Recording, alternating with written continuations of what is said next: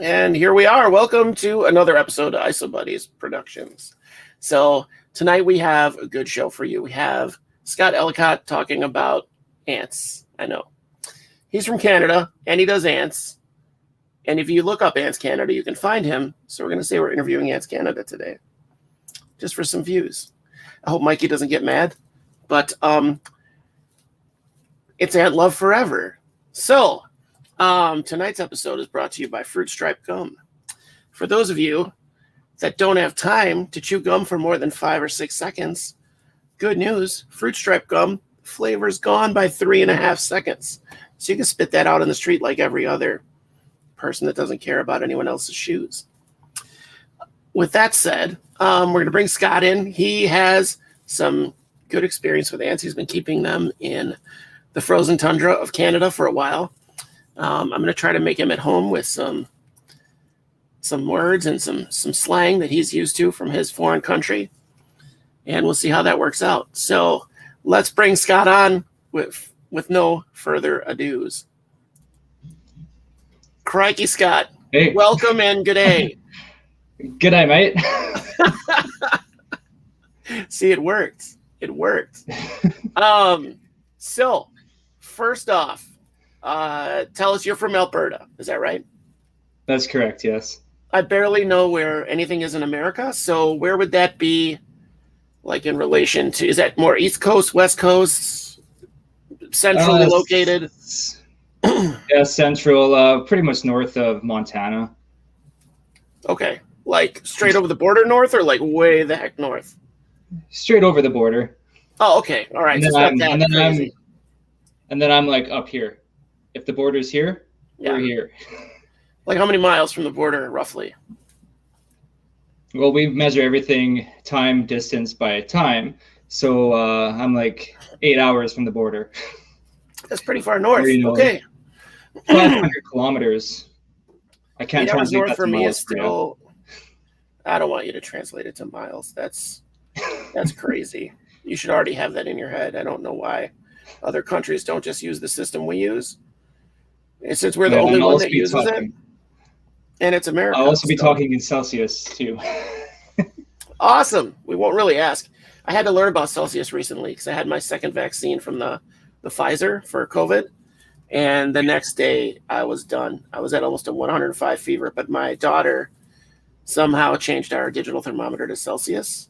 So I had to Google it every time until it actually had an alarm on it. Like my temperature got so high that my thermometer was like, hey man, maybe you should get in a cold bathtub. So I was fine. My fever finally broke right before it hit 105, but that was the most sick I think I've ever been in at least a year and a half.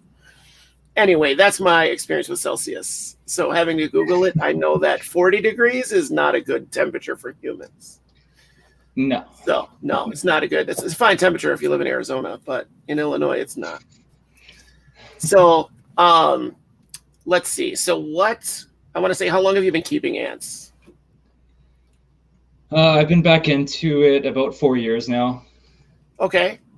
And then, before that, probably from about being 5-6 years old, my mom will correct me, maybe in the comments. Sure. Is she here tonight? Probably, I don't know. Maybe. We invited her. All right. Shout out to Mama Ellacott. Right on. G'day, ma'am. G'day.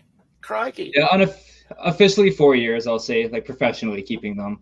And then in the past, it was just as my childhood hobby and into my early teens. How many poor ants died when you were a child? Like, can you put a number on how many poor ants you murdered in a jar? Keep the volume down. I don't want any news going on over here. Got to break a few eggs, you know. Those workers you found and trapped and probably weren't even from the same species. They're just drones, right? They were just play fighting, right? Yeah, they were wrestling around. They were having fun.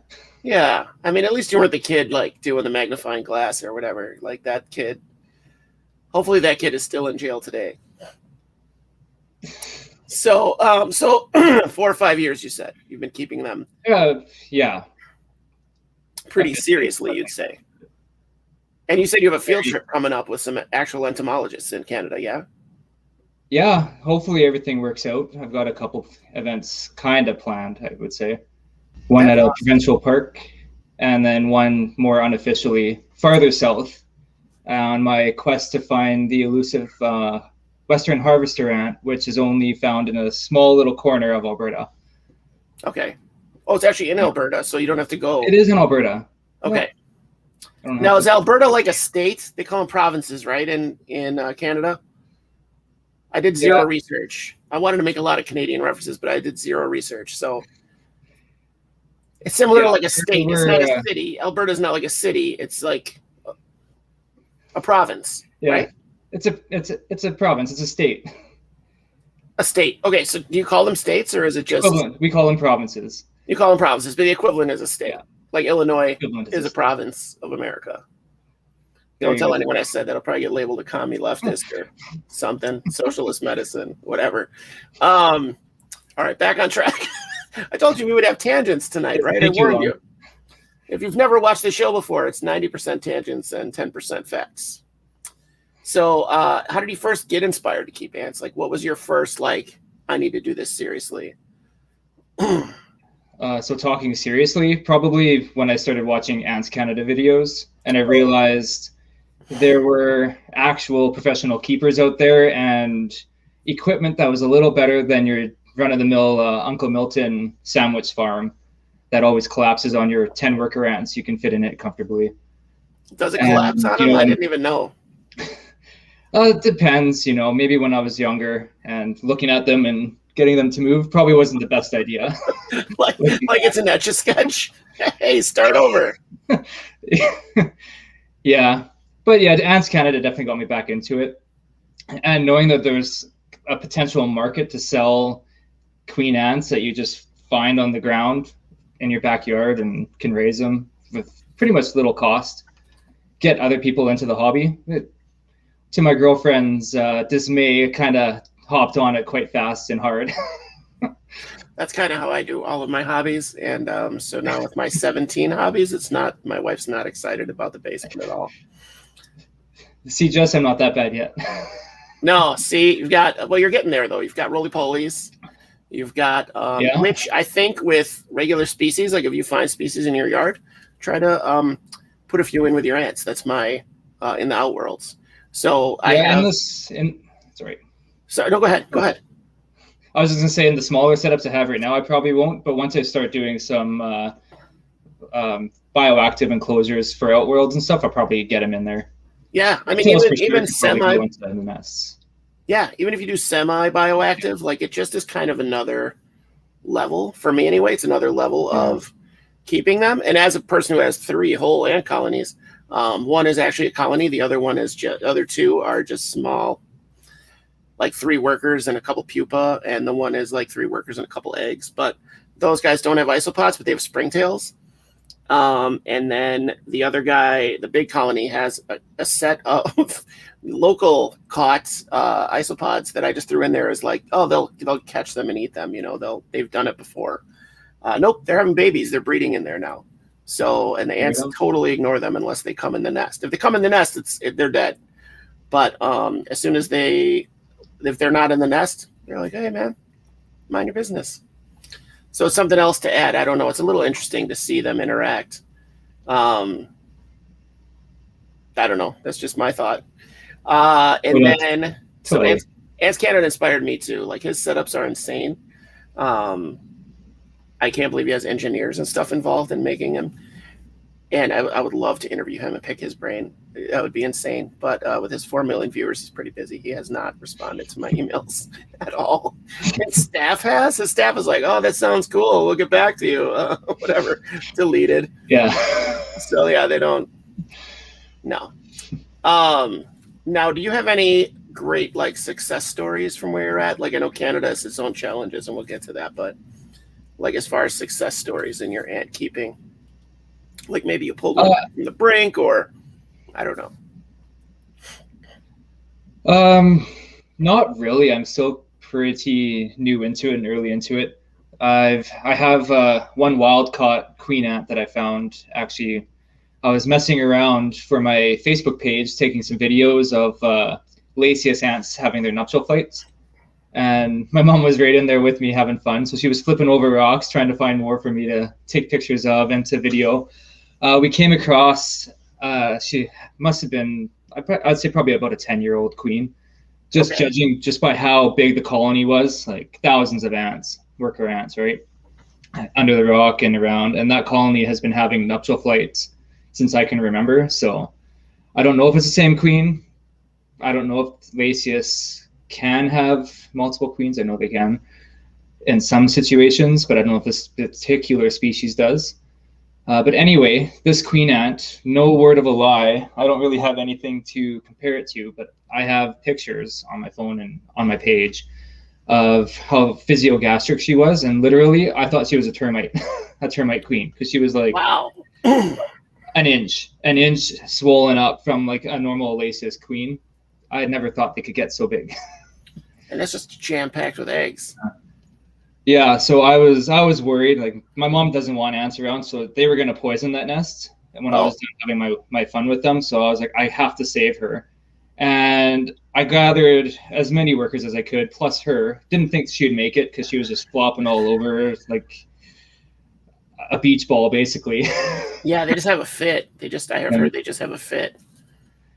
Yeah, and usually with old wild colonies, you can't keep them in captivity. Just they're so used to their environments having X amount of nutrients straight from their area available that usually keepers can't mimic it. But so far, they survived their first winter because I caught them last summer. Okay. Definitely not as big as they were in the wild, but I did my best to gather as much workers as I could with what I had. And you know what? So far, they're going strong. I've got some male ants closing in it this year. So queen nice. Lots of workers too. So not just males, but workers as well. So they're still healthy. And that's all larvae from eggs from last year. So how do you know it's a male ant that's closing? Like because they're winged, right? They're small, black for Lasius. Anyway. Oh, so you're seeing them. Okay, so you're seeing them pop out with wings. You're not like, I thought you were looking at like the pupa shell. I'm not taking my microscope and sexing them or anything. Perfect. Good. I have a cool little microscope, but it's way too, it only has like one setting. It says it has a bunch, but it's just a digital little, you put it on top. So I've seen like almost the inside of an isopod eye, but it's pretty bright. They hate it. It's $20. Look at it. It's like a USB deal. Hey, there's somebody. I don't know who that is, but there we are. They're running on, let's see. I don't know who that is. Moon over Miami. I don't know. We'll find out. We'll find out. They've been here before. I usually can be like, oh, that's so-and-so. Anyway, sorry. Where were we talking about? We were talking about your successes. So how about failures? What's something that you consider a failure? Like, I guess it's pretty common to get a colony loss where they just go. Like I've heard stats like 1 in 3 is kind of the average. Yeah, it's pretty well lit. Basically, I don't know, like just not knowing what I'm getting myself into right at the first up. So my first 3 queen ants, actually I caught 6, but I kept them together, 2 in each tube. Those the Lasius queens. Actually, it was 6. So I had 3 test tubes. This was back when we were still in an apartment, not in a house, where we had very little space. Okay. So I had a little spot by the window that I just kind of took over without any permission from the better half. I had them in the window. I thought, hey, they're probably too cold at a room temperature of like 19 Celsius, which, sorry, you'll have to translate that. I don't know. 40 is bad. So 40 is like 104. So I'm going to guess 19, you said? That's probably about 64. It's got to be like, I mean, it's like half of 40, right? So that's 52, 55. Something like 55. Yeah, I couldn't tell you. But anyway, so I thought they would be like too cold for getting started, whatever, right? You know, too cold up in Canada, what? Yeah. That's like 55 cold. Is summer, right? You guys are swimming in that. Yeah. So I added a heating cable to that mix as well. Okay. And at first they were fine. So the first mistake, keeping 2 Lasius queens in the same test tube. One killed the other, which you're going to get in most queens, even if they're polygynous, however you want to pronounce that. Multiple I think you nailed it. Colony. I think in your land it would be polygynous, mate. Polygynous. There you go. So that was the first mistake. And then the second mistake is that I did end up cooking them. Like within 2 days, their water dried out, and either they desiccated or the heat got them. Usually they'll water dried out in the test tube. Yeah, that's how. Wow. I had my sugar water crack on me, and I didn't realize it was cracked underneath, and so it just was everywhere. And the smell, it just smelled like kind of old beer, kind of. I wasn't expecting that from sugar water, but that's my biggest mistake too. It's off pretty fast, yeah. Yeah, so frying ants, putting ants together when you shouldn't, definitely my two biggest mistakes. Yeah. And then, again, I dried out parasitic Lasius subumbratus. Again, unfortunately, I let their nest get too dry because I didn't realize how quickly ants can dry out, like overnight. I've heard it's super quick. Humidity, yeah, super quick. People have told me if you're going to go looking for queens, which I hope to get to do with Nolan soon, to have test tubes ready with the water and everything, like legit test tubes ready to go. Yeah. Because they can dry out between the time you get them and the time you get them home. So you come home with a bag full of dead ants or whatever, dead queens, which is way worse than what you wanted to have. Like that, you don't want them to die before you get them home. Yeah, if you're an hour-ish away from home, it's not too hot in your vehicle, you're okay if you have them in a dry test tube or a deli cup or something. But yeah, definitely if it's an all-day event or overnight, you'll want to bring some ready test tubes for sure. I would just think better safe than sorry. Like there's no real problem with setting up a test tube. Is so easy. Like cotton ball's pretty cheap. Water. Yeah, super cheap. You can get hundreds online for pennies, really. So I buy the Ants Canada ones. The test tubes, I buy the Ants Canada ones because I found my colonies that I sell through his site in the test tube and portal setups. So they link together and they have attachments that work together. So you're in the GAN network, that's correct. GAN network thing. Okay, so for those of you that don't know, Ants Canada. Well, let's take a little sidebar. I don't know. Moon Over Miami is talking about a Petco build and rehousing communal gigs. Do you know what that is? I'm wearing his shirt. Oh, Dark Den. Okay. The Dark Den. Is that who Moon Over Miami is? No. Oh my God, I would be like dying if that was him. Okay, all right. I saw the shirt. I was going to comment on it later. I forgot to wear my ISO Freak shirt because it's in the wash, and it kind of is full of cat hair. So black t-shirts in my house. The video with the Petco one, with rehousing his communals. Oh man. Oh, he did talk about Petco and their horrible information. Well, yeah, the Lasius. I won't say it. Species. Is it Niger? Yeah. Right? They're the bad ones, though. They're not good. Nobody likes them. They're for sale super cheap on eBay, but eBay cracked down recently. What was I going to say? What were we talking about before I got Ants Canada? And the GAN. The GAN. I wanted to talk more about that because somebody kind of brought it up. I tried to deal with GAN to buy my ants, and I couldn't really find a breeder that was A, local, and B, had anything that was still listed. Like they didn't really keep up with it very well, they said. So that was just my experience that lasted like a week. So I didn't really look into it any more than that. I wanted somebody local I could go to, meet them in person. Yeah. Now your experience is maybe different. So how is it from a seller's point of view, the GAN network? If you're requesting on a Friday, you won't get an answer until Monday. They work Monday to Friday. And they're on Philippines time, so 11 hours, 13 hours ahead?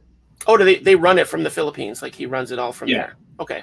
Yeah, his little support team is from there, so yeah, there is a delay that way too. So usually it's a day delay, if not later over the weekend.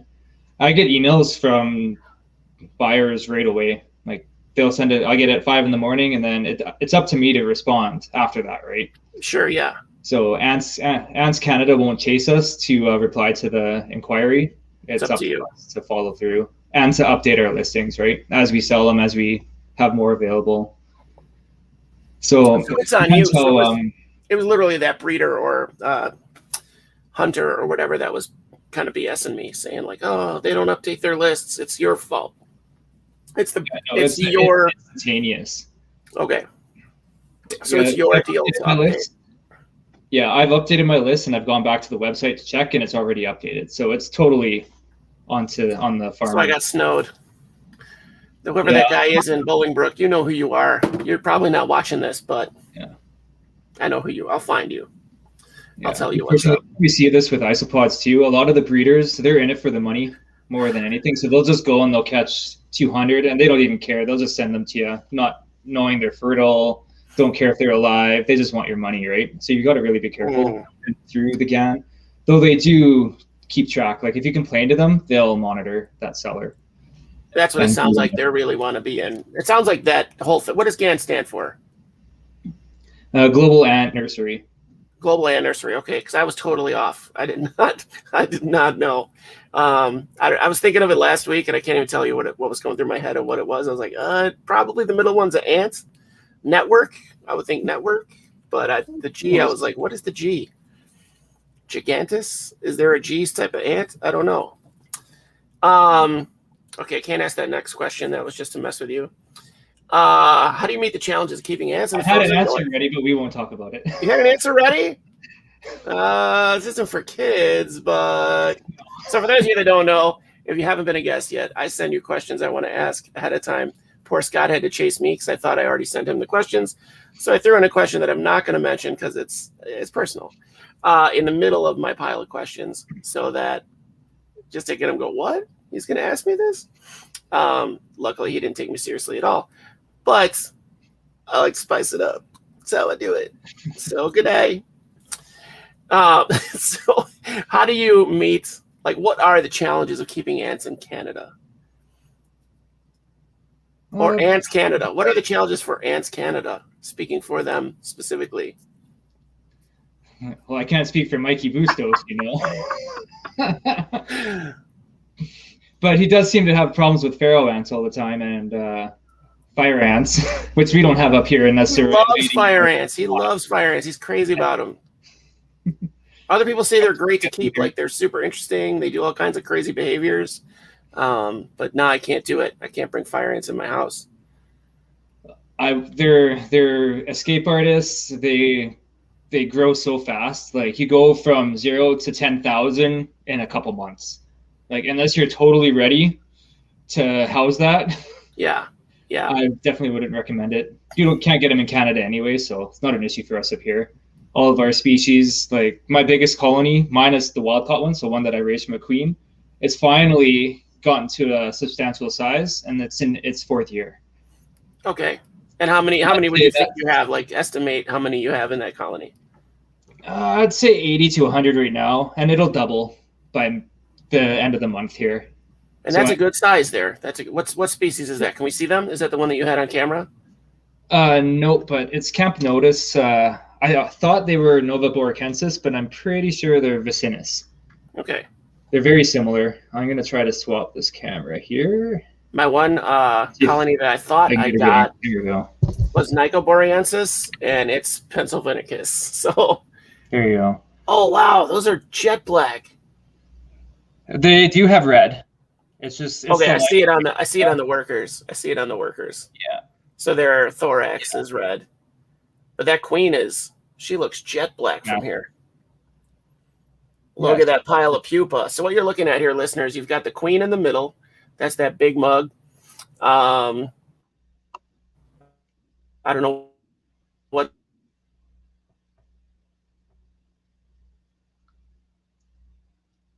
I lost your audio there, Josh.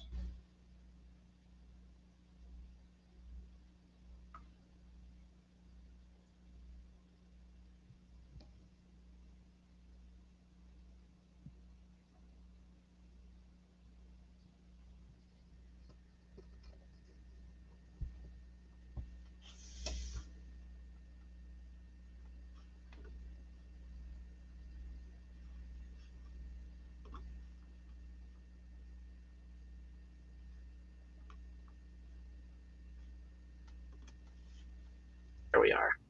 And I'm back. All right. So sorry about that. I don't know what just happened. You were still here. Did you entertain everybody while I was gone? I don't know. I just stopped talking because I was a little awkward. I was showing off the ants a little bit, but I didn't talk because I wasn't sure what was going on. As long as we can see the ants. Yeah, that was it. I was done. So that was the interview. Thanks for coming. There you go. So over on the left corner here, you're going to see right there. Stop right there, Scott. A little to your left, I think. Move your camera a little to your left, please. That way? Your other left. I'm opposite you here. I don't know where you're at from here. There we go. Stop. That So was my right. The middle of this is their water source. The middle bottom is that screen is their water source. And this right above that on the right, that looks like a big pile of pupa with a little bit of larva.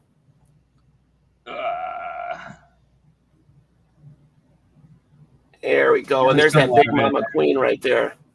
They heard me call the queen a big mother, and then they quit. And then just to the other side of this, just where the queen is pointed, that looks like a whole mix of larva and pupa. I can see a little egg. Yeah, the eggs are kind of piled in there too, so I'm a little shaky. This is my one complaint about that. Is this a Tar Heel ants or no? This is a Tar Heel ants. That's correct. Yeah.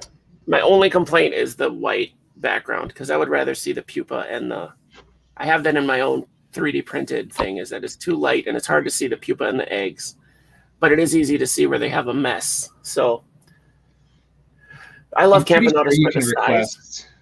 Oh, can you request different colors? You can. Yeah, he'll basically custom make anything for you.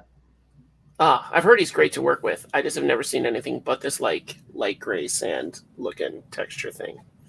They're great. They're great setups. Don't get me wrong. So is that their water supply that you've got there? Are you talking there? Or no, that's there. The tube there. That tube is the actual water supply. This one doesn't have one because I have it connected where they moved out of still. But on that old nest, it has a water tube connected. I got this reservoir, you weren't far off. That's actually just for humidity. They can drink from the condensation there, but they won't actually drink from the tower. They'll drink from like a tube like this, or if I put water in the outlet, that's where they'll get their actual water. I still don't trust I prefer the test tube with a cotton ball. I don't trust that thing very much. I don't know why. I've only heard of a couple failures, but I flood them sometimes, but ants are used to getting rained on in the wild, so they'll move their brood and whatnot out of the way. Yeah. I don't know. That's all. It's just personal preference. For sure. I haven't used it yet, so I don't know what I'm talking about. I don't have the experience. So people that have used the test tubes with the cotton balls have used the Tar Heel ants, and they don't have a problem with it. So I should probably just accept it and be like, okay. SoCal Exotics and Inverts showed up today. This is nice. Said they might be Pennsylvanicus, but I think them being the red, they're probably not, right? Pennsylvanicus is all black, isn't it? Pennsylvanicus is all black, I believe. These guys are red. Not as red as Nova. That's why I think they're Vicinus. Okay. Yeah, I like the red thorax on those guys. So my one jet black colony, I didn't realize they were solid black. I think that's Pennsylvanicus. I think I got mislabeled. I bought all three of mine from the same guy on eBay, and he did well. But now eBay kind of cracked down on it. There's none for sale right now on eBay. Yeah. So buyer beware. You never know what you're going to get. I researched my seller and his website, so I was pretty happy with him. Those of you that don't know me outside of YouTube, I can be political on my Facebook, and I wasn't a fan of their politics, so I'm gonna look for my own ants this year anyway, so it's fine. That's just me. What else? Where were we at? We were talking about keeping ants in Canada. Now, you're pretty limited on species too, right? There's not too many. There's not a ton of diversity, or am I wrong on that? Yeah, you're quite wrong. Okay, all right, that's good. There's a lot of different species, but not very many genus. Not too much in the sort of genus. So like in the Formica genus, there's probably about 30 species in Alberta alone. Okay. And under the one Formica genus. Lasius, about 6. Camponotus, there's about 6 species here. So in terms of diversity, they're really not too different. Like you don't get crazy. You don't have a 1,000 different genus of ants like you do in the States, in the Philippines. Like, because we don't have tropicals, we just have Nearctic region ants basically up here. So we're quite limited. I think it's cool to see how many species can live in that kind of a environment, like survive in that environment. You guys have winter like 5 or 6 months, basically. It's freezing there, right? I lost your vocals again, sir. I didn't hear. Oh, sorry. It's like freezing there like 5 or 6 months a year, isn't it? Try like 8 months of the year. Oh, okay. Well, just trying to give you the benefit of the doubt. Depending on which way the wind's blowing, you know. I was trying to extrapolate on like Minnesota, because I've been to Minnesota in the winter and that sucked. And you're like 8.5 hours north of that, so yeah, wow. We get a lot of Arctic air up here where I am. So from the mountains and from the Arctic, it kind of collides. So if the wind's coming from the north or the west, we're going to be slightly cold. If it's coming from the south and the west, it'll be warmer. And Calgary gets a lot of that warm weather, so they'll have like early spring type weather in the middle of winter sometimes, depending again off that wind from the mountains. Washington State would be quite comparable, I would say. Not on the coast, like more inland. Okay. Yeah. I have family on the coast. They live actually on an island off the coast. That is amazing, and I've never been, and I need to go at some point. Swallow my pride and just get out there. That's amazing. Like that would be cool to see what kind of ants they have. So is there a colony, not a colony, is there a group of ant keepers in Canada that you're close with? Like, I know you're meeting entomologists. I don't know how that happened. Like, how did that go down? Oh, that's just fluke. I'm on a bug Facebook group, basically, like what kind of bug is this that people post it. You got average Joes all the way up to educated faculty at universities, entomologists, naturalists, right? So you got your average Joe that knows nothing to your guy that pretty much knows everything on this group. And I just nerd out every time I see ants on there and people are like, what's this? Why are they doing this? I go jump right in there and I'm just blasting them. So eventually a couple of them like, hey, like the guy I'm going to hopefully to go actually ant hunting for the provincial park up here. I can't remember what I was talking about. I was sharing actually one of my colonies and just explaining what they were going through, because they were going through hibernation. It was my Camponotus colony. And they were just going into diapause. So I was explaining how they'll actually survive sub-zero temperatures because of the antifreeze in their blood. Antifreeze. And he personally messaged me that he was a head educator at this park and was interested that I would like come and educate him more on ants, because he's more of a generalist. Okay. So he knows like, yeah, that's an ant, that's a bee, that's a wasp, but he can't like dig deeper into the species names and whatnot, right? So what does he do? What are you talking about? He's an entomologist, but he just knows that. Like, I can do that. Yeah. I'm not getting paid for my time. I mean, come on, we can all do that. Yeah, so he does the basics. Like he teaches like grade school age children and interested campers at the park, and that's kind of where he is. He's more of I think he's more of a conservationalist there, and he just does education, right? So he does have the entomology background and the biology background, but just doesn't dive in. Like he knows a lot of other animal names, scientific names, but just ants weren't one of them. And they're like the number one question from the kids at this park. So yeah, he reached out to me, said, hey, we should chat. And we did, and he was happy with what I knew, which is not much. And he invited me out just to, not to go with his group, but to go with him and kind of map out the park in certain areas to like, hey, this giant mound is Formica, whatever, right? Yeah, that's awesome. And this tree is a Camponotus, these guys. So, yeah. That'll be awesome. So you're going to go there and kind of survey what ants they have on the park? Is that the deal? Pretty much, yeah. Okay, so you're not going to catch anything. You're just going to like, which is good, which is fine. I can't, because it's a provincial park and everything there is protected unless you have permits. He can, however, collect them and keep them for the park if he keeps them at the center, and then he can raise it for an educational purpose, right, at the park. Which I think would be really nothing cool. That you find there, you can't take anything out of the park. So we can collect them, but they have to remain there. I think it'd be really cool to build like a large scale Uncle Milton's against a wall that the kids could see through. Like, you know what I'm saying? Yeah. Like with tubes, and you could do it with tubes and tubs basically, but like flat basically, but built up. Because like even Camponotus, their nests are deep. Like they run deep if they're in the ground, if it's a ground dwelling species. Like 4 to 5 feet. Like this, the ones that live in logs, obviously they don't do that, but I'm always fascinated by those. Yeah.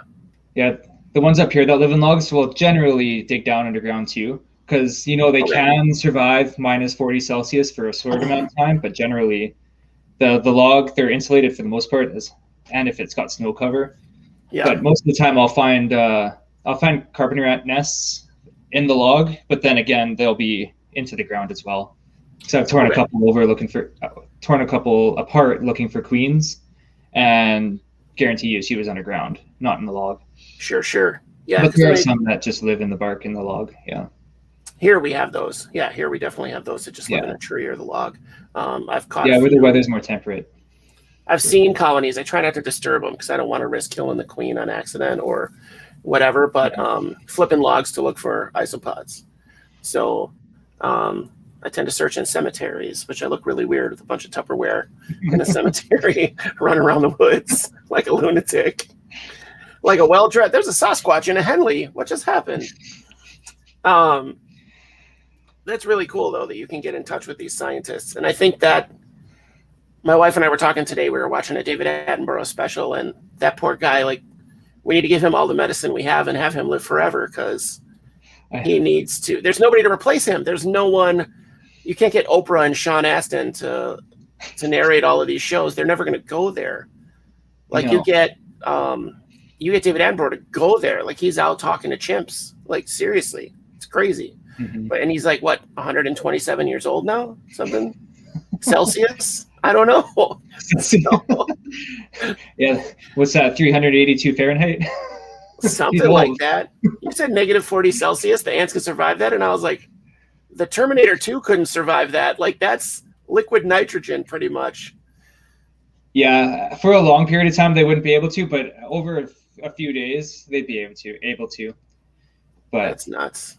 Yeah, I freak out when I get mine at like -5 by accident in my garage over the winter. Yeah. I couldn't imagine how they're surviving out in the wild. I couldn't. Yeah, I'd need 7 space heaters on me, and I'd still be cold. Like you said, negative 40, and I was like, "Oh, what? I need to turn the heater on." So now you're talking about your hibernation season, and it's much longer. But like so in your house, where you have your ants, are you hibernating them for the 8 months, or did you tack that down a little bit? I follow the ants, really. So my Camponotus, they'll start shutting down end of September, early October. Okay.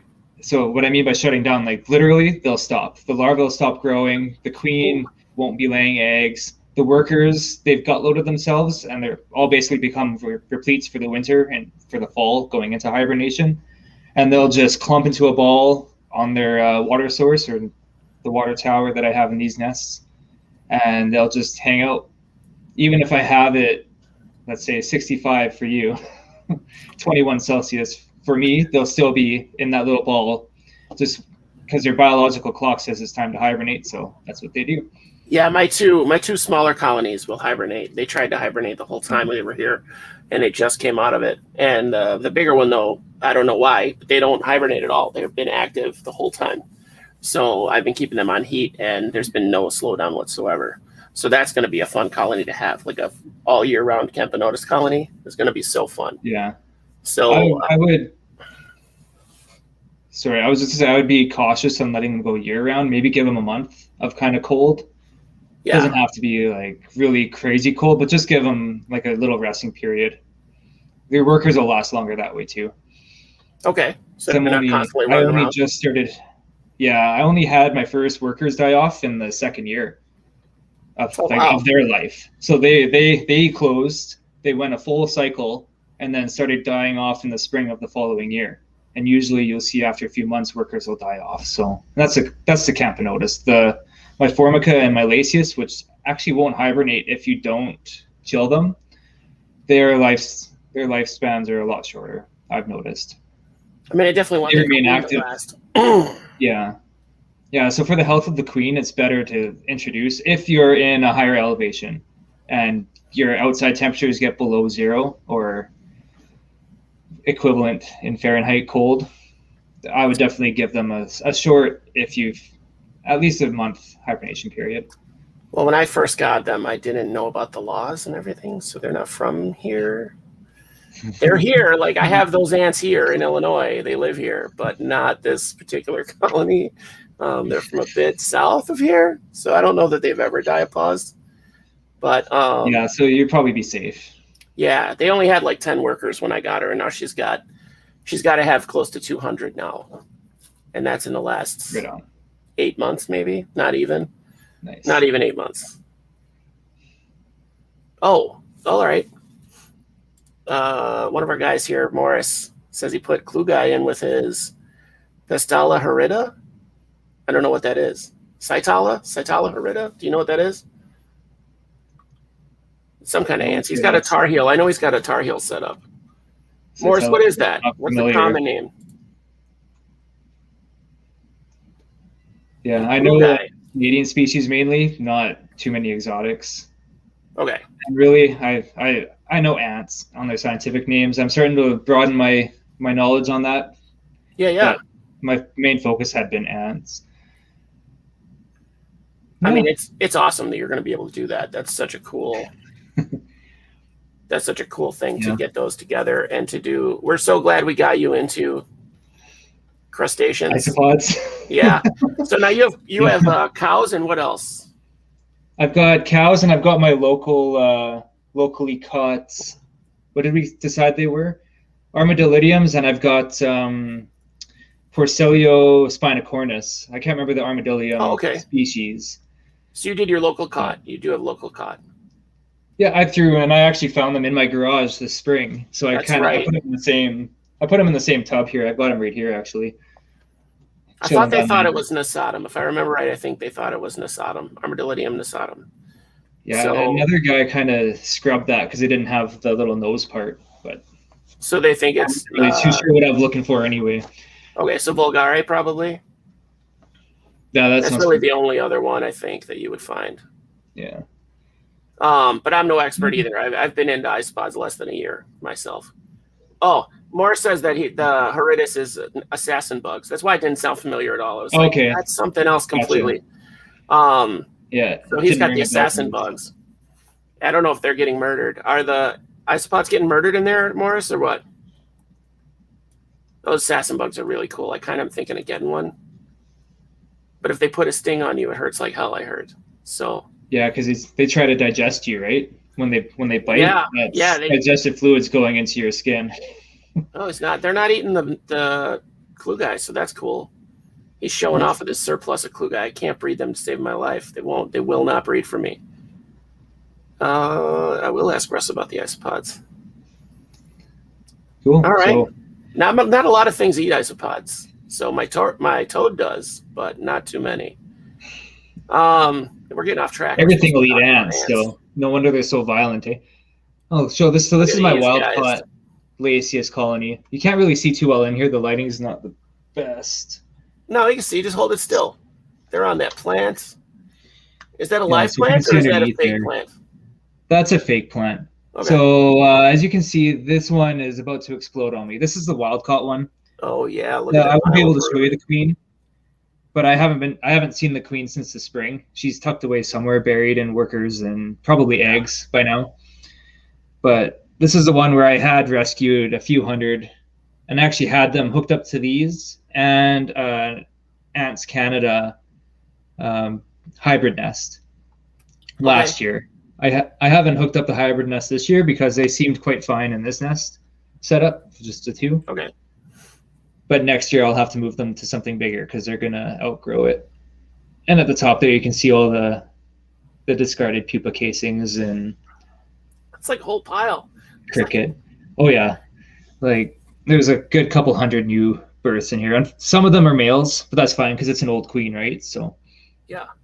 I'm not sure what I'm going to do with them yet. Either release them when these guys fly in August, or maybe see if I can try to do some breeding in-house and catch some wild unmated queens and put them into a container or something and see. I think Lasius need to be flying, but Okay.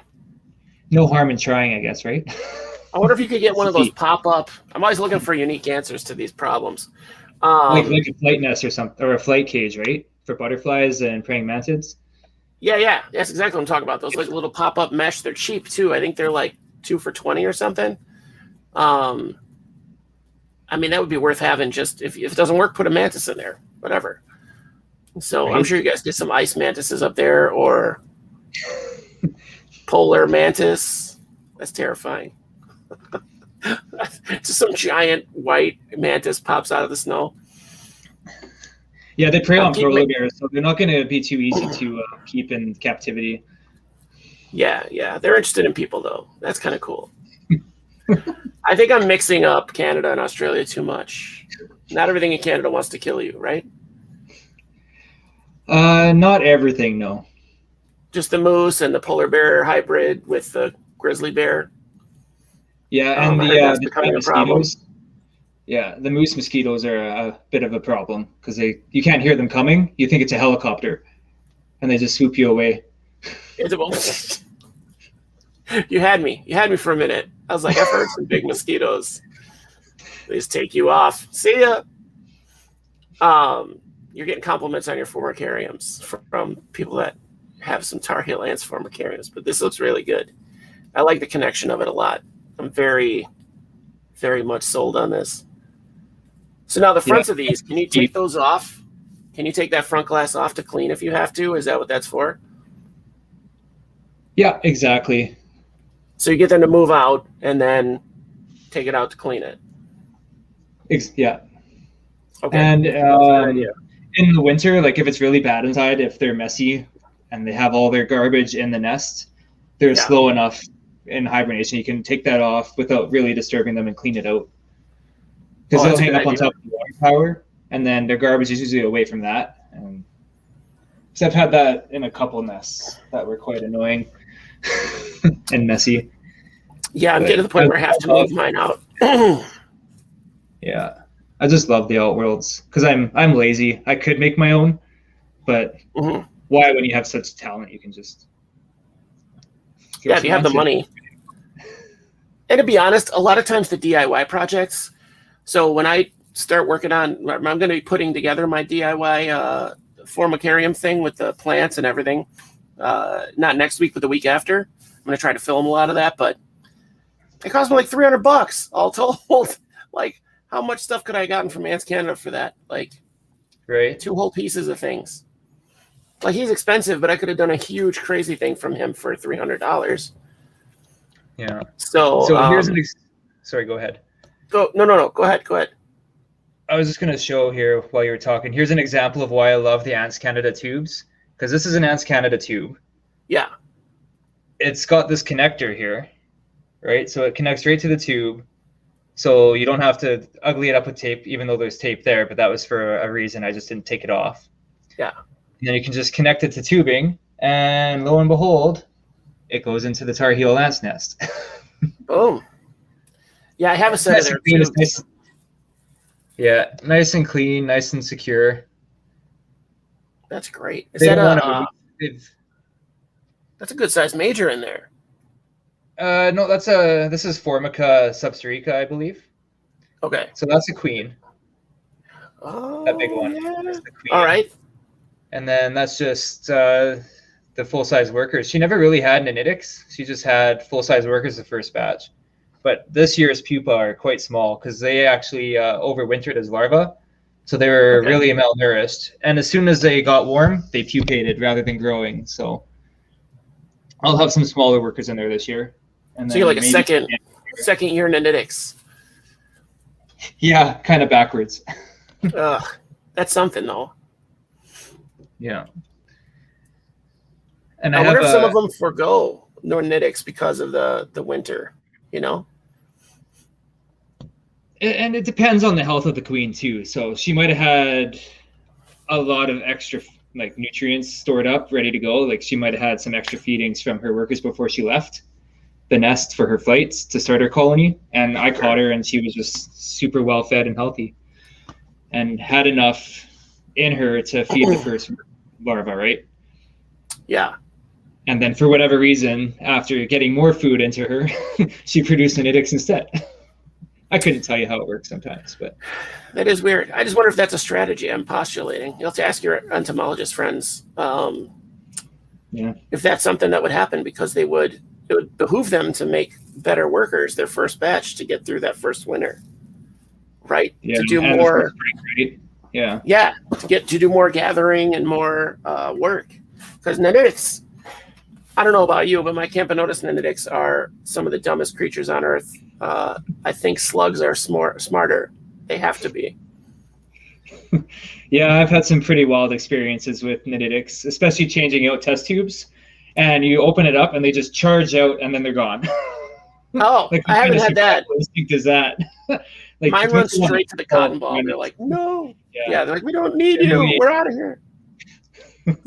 Yeah, generally it's the opposite. They just take the leap of faith and fly out.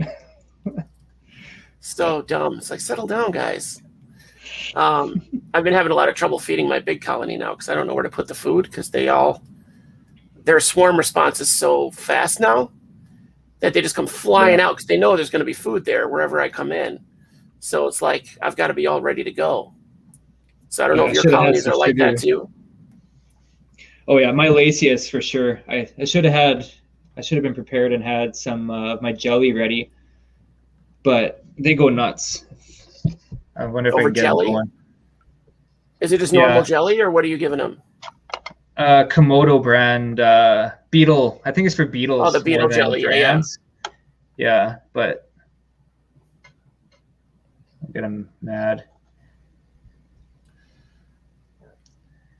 They're not going to literally just blow on them, I think, but yeah. I literally just blow into one of the tubes, and they're just like, they lose their mind. The whole colony flips out all at once.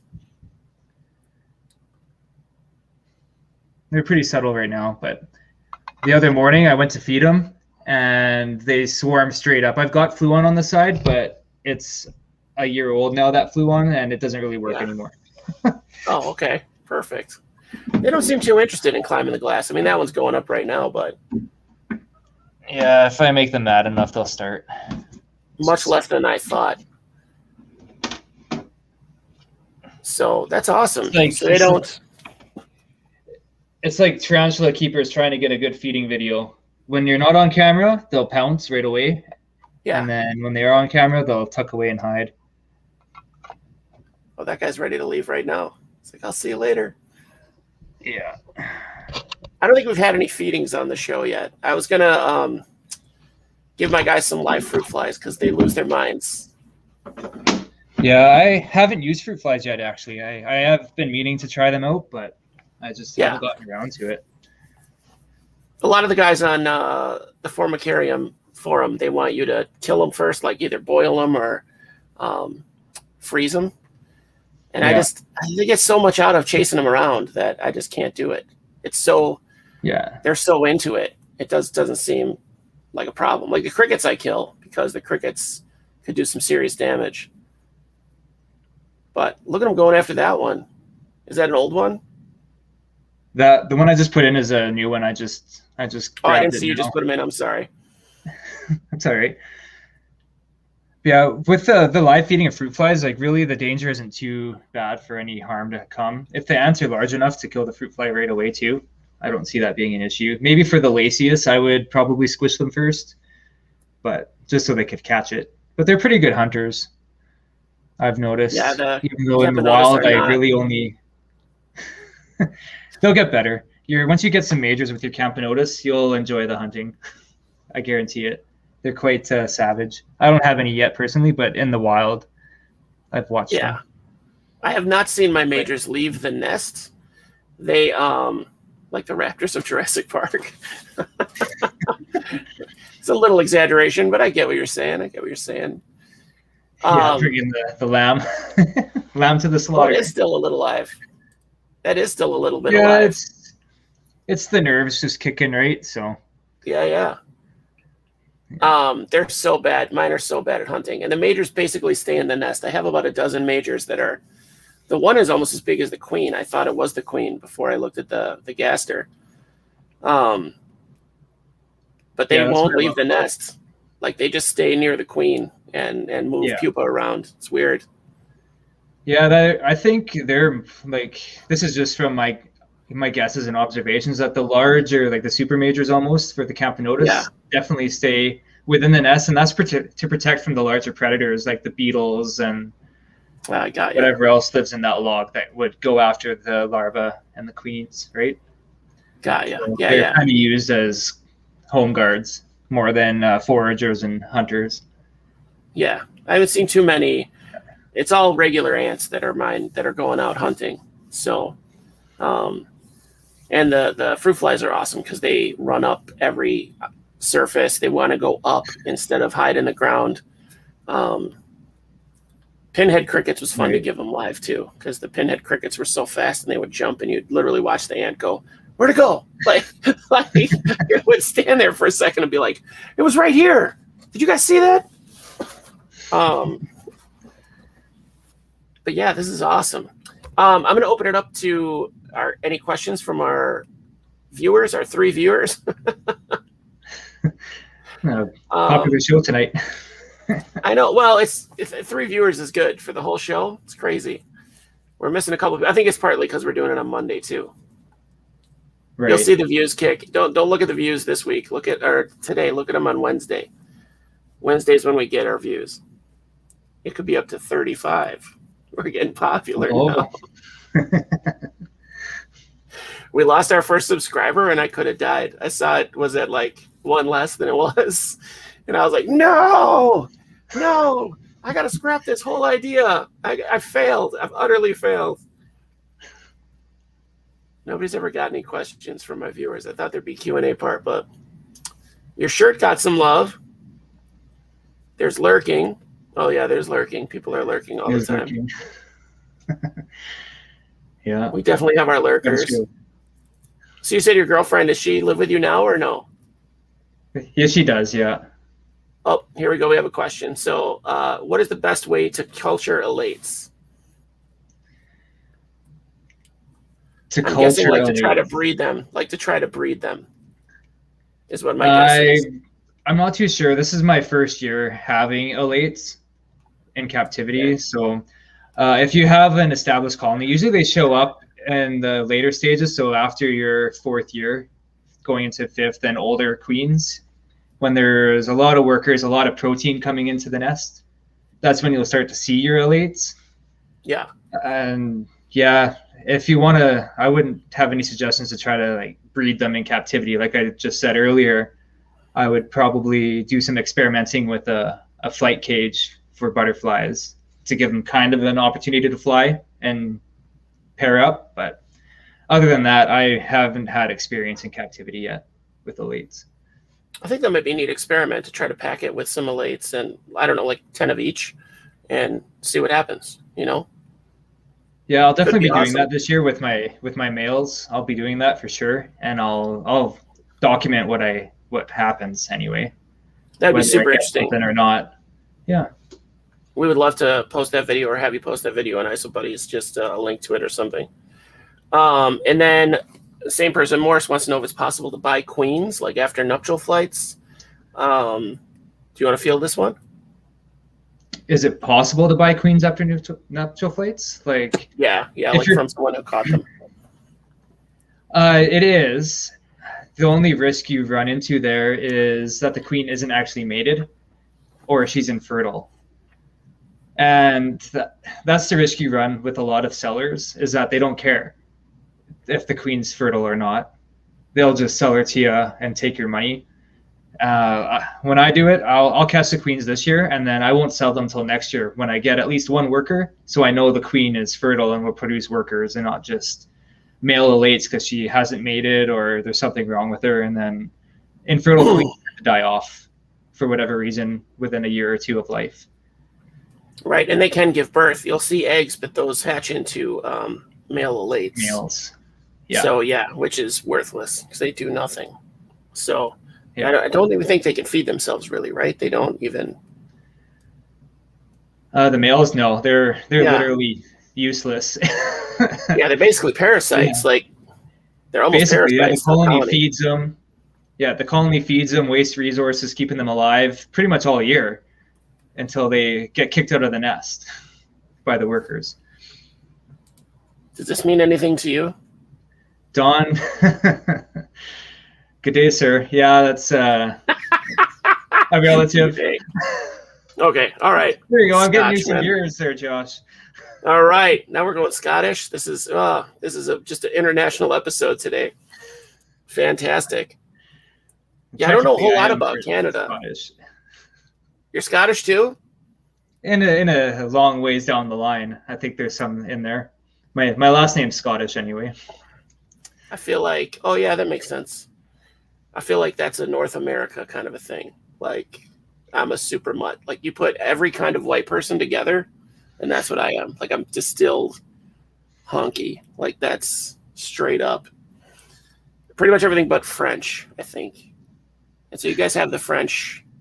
Quebec, right? Is all French. There's French in there too.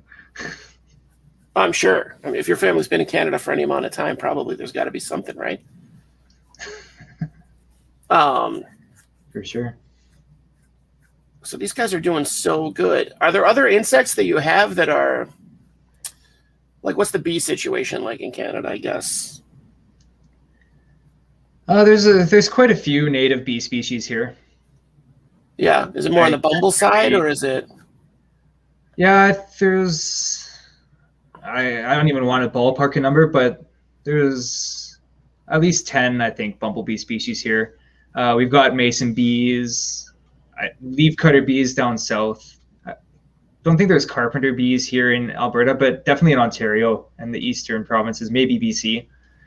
Yeah. But within those, there's different species for sure as well. I couldn't give you a number. I'm trying to get some bee people on the show too. I haven't had any luck yet. So no killer bees in Canada. That's a plus. No killer bees. Here, they'll only live the summer. No venomous spiders, right? We do have venomous spiders. Well, all spiders are venomous. All arachnids have venom. It's whether or not they can bite you and if our bodies can fight it off, right? The worst you'll usually get is like a mosquito bite lump, right? Okay. And that's what so most of us see. But that's the worst venom you have in a spider. No, we have black widows here. What? Yeah, I was not expecting to hear that because we don't really have them in Illinois. So, in the south of the province, we have black widows. That's crazy to me. Yeah, I could be wrong. I don't think we have them in Illinois. I've never seen one. I've never seen one or heard of one where I'm at. Possible. But to have them like skip us and go to Canada is just weird. California, yes, California has killer bees. Absolutely. Oh, yeah. Plenty of states have killer bees right now. I think Illinois got them. South we have them. They're not prevalent or anything like that, but we definitely have them. Sorry, I want to get some bee people on, but this has been awesome. Well, this has been really informative. I'll help you with that bee people person, or well, I can't even talk now. It's been so long. I'll help you with that bee person problem. Yeah. Because I'm hopefully getting some bumblebee nests from the guy I'm going to the provincial park with. Okay. And if I can gather a couple queens this year, I haven't seen any yet. I'll be trying to keep them, and then when we eventually have some property, I'll be having honeybees and probably a little more luck with some of our native bees as well. I mean, I'm trying to get into native bees, like to keep their stingless bees, I guess, here in Illinois that you can get. That they're a smaller species, but they actually do more pollination pound for pound than almost any other bee. Most of our native bees are stingless, like your leaf cutters, awesome. Your masons, and that. Most of them don't have stingers, yeah, and they're solitary, right? So they don't have a hive to protect, really. Yeah, that's cool. So they lost the use of the stinger, yeah. We have somewhere on my property right now. We have a bumblebee nest because we've had dozens show up already for checking out at least the dandelions. We don't have a whole lot of flowers yet, so pretty soon my flowering plants will come back. But that would be great if you have a guy who does bees or you're going to get into it yourself. I was reaching out on some forums and they said to check YouTubers, and I was like, I haven't had a lot of luck with any real YouTubers. I'll talk around for sure. Keep an ear out. Channel. We're looking for bee people, listeners. Bee people. All right. Other than that, Scott, hey, thanks for coming. I loved that we had to just get to watch the bees drag that cricket around. They've dragged him like 20 yards for a bee. I don't know. You mean an ants, but you got bees on the brain now. Did I say bees? You said bees. I do. I'm into bees. They're ground bees. Just ground bees. Yeah, ground bees. Wingless ground bees, yeah. Right? Social insects. It's the same thing. But yeah, I hope you had a good time. I was asking about your girlfriend because you said that she wasn't having all the bugs in the house at first. She didn't understand it. Is she more like understanding now? Have you taught her the way? I'm working on her. She just knows it's a package deal. Surely. Yeah. She's like, at least he's not into teddy bears or something weird. Yeah, something almost normal. Maybe is this normal? Yeah. Be like, is this or Beanie Babies? Vintage Beanie Babies. So get this.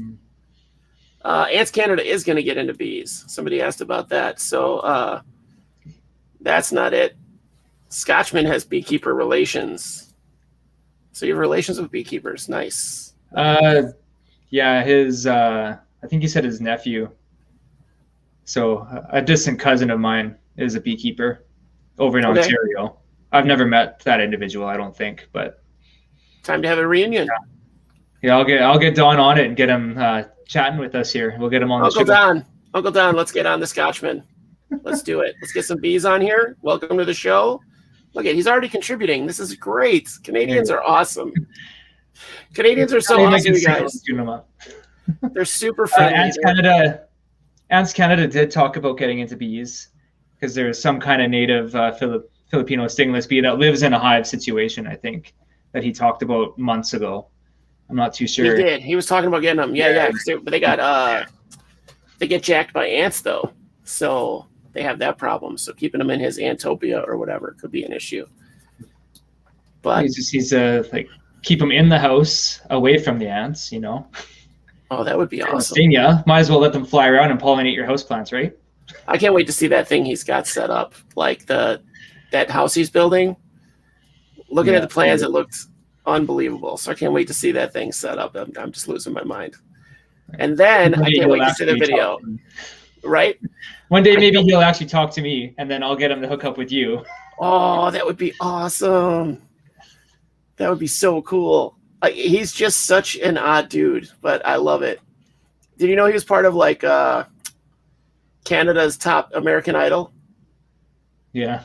He was on there. Did you know he was on there? Was he? No. Sorry, I lost half your talk there. So I heard something about American Idol. So I was like, yeah, I know about American Idol. So they have a Canadian one. And so Mikey was on that. He was a contestant. He was like third place his season. Yeah, for his singing probably, right? Yeah. Well, yeah. He was on American Idol. This season you said, or? Whatever season he was on, you'd have to find out. So I don't think he does it anymore. I think he's a little busy. But apparently he's got some pipes. So I didn't know, you wouldn't know that. But bravo. He's like a superstar all around. Yeah, he does commercials too, and he does parody songs. What? Yeah, I need to look into this. You have to check out his YouTube channels now. He's got a couple of them. All right, I didn't know any of that stuff. He's fascinating. He is fascinating. He's another one of those YouTubers. Like, I started watching because their voice is so weird. Like, the cadence is so odd to me. I hope I'm not. How do you think he could afford to buy How do you think he could afford to buy an island and a house off of just ants? Come on, man. He's got like 4.5 million. I viewers. wish. He's got like 4.5 million viewers. He's making bank, and he's living in the Philippines. Yeah. Like, my money's big money in the US Philippines. dollars, right? Yeah. Yeah. Yeah, they're not like, oh, you're in the Philippines, we'll pay you in Philippine dollars, whatever that. I don't know what that is. I have no idea.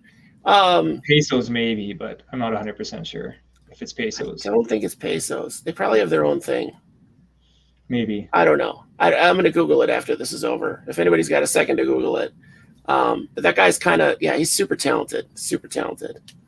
But his super pronunciation of every word is like So Amazing. funny to me. Yeah, it's just a cool quirk. Like I would never think it's pesos apparently. All right, you See, nailed I it. thought I knew something. Canada has maple leaves. They use maple leaves for money. Well, we infuse the maple syrup into our money. We don't use maple leaves, but we use the syrup to hold the paper together. It's actually plasticized now because we use so much syrup. But it still won't dissolve in water, so it's got that one up on paper. Bravo. We're making up new Canada stereotypes today, folks. Never thought we could do it. I want to play with stereotypes all the time, but I feel like this is the only time it's appropriate. So that's why when we started getting to the Philippines, I was like, nope, cut it. Yeah. Can't do that. I am jealous. We'll get into the stereotypes on the after show here. Yeah, we'll get some footage of a moose. We'll have some footage of a moose. We'll do all of that stuff. But thanks for coming. We had a good time just vibing about Ants Canada and about Canadian ants. So thanks for the info. It wasn't too educational. I think a little bit. I think the takeaway today is like serious hobbyists can be taken seriously in the hobby by educated professionals. So if you're feeling like underrated a little bit or intimidated by people with like the pedigree, or not pedigree, but the degree. The degree, the piece of paper on the wall. We do so much research on our stuff. Like it's not the same thing. I'm not going to say it's the same thing, but it's up there. Like we have knowledge that even some of these educated professionals don't have or might not have access to even or know where to come by. So don't ever doubt your knowledge. Like don't ever poo-poo it because you don't have a piece of paper on your wall. Everybody here has something to offer to the hobby. So, or will at some point, right? Exactly. Is that fair? That's fair. I feel like that's fair. Rah, rah. That's positive. Hey, we all love to talk about our hobbies, right? And like I said, we go nuts for it. We just dive right in there head first, and every little piece of information you can find on the internet, just dig into it, read it. Don't believe everything you read, but because there is a lot of bad information out there, definitely check the source. I don't like using Discord a lot for that information because there's so many people on it. But just like how a few Facebook groups, it's so washed out, you sometimes don't know what you're getting. But there's a few good sites out there. Maybe I can share some links with Josh here, and he can post them in later, or I'll post them on the comments maybe, that I use for my ant species IDs and not really care tips, but more so the IDing. And then you can kind of get an idea of where your animal is from and kind of base your care off of that. That sounds great. That sounds great to get those. Knowledge is power, Miami. I don't know who that is. It's driving me crazy. Anyway, let us know. Never. It's going to be a secret till I figure it out.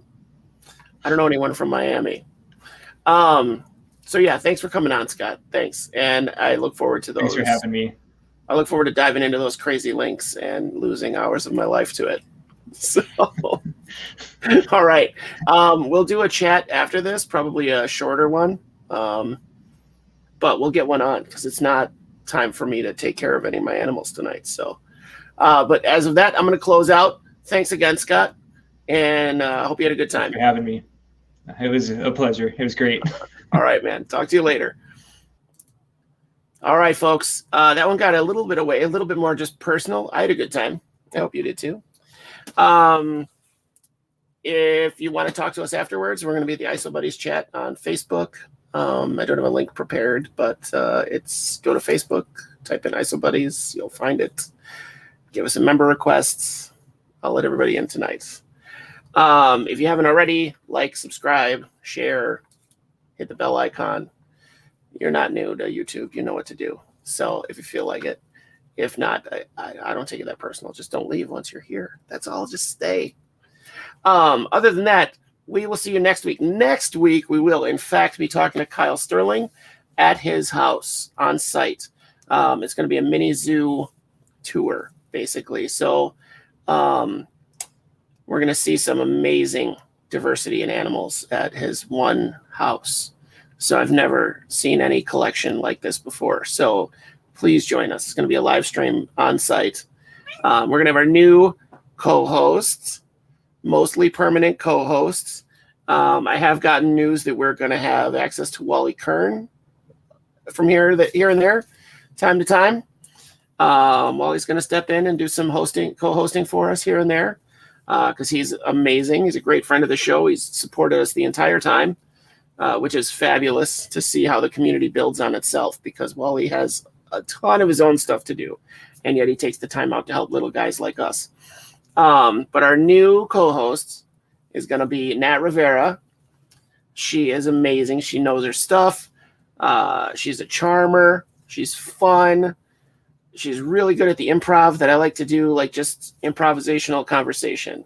So we should really have a good time with that. I'm hoping that a lot of good conversations will come out of this partnership. So, excuse me, it's a lot of Green River. So if you can join us next week, please do. We're going to have a lot of new things in store. And other than that, I hope you had a great time. So thanks again from myself and DJ Space Cat, and we'll talk to you later. Bye. And love forever. I forgot.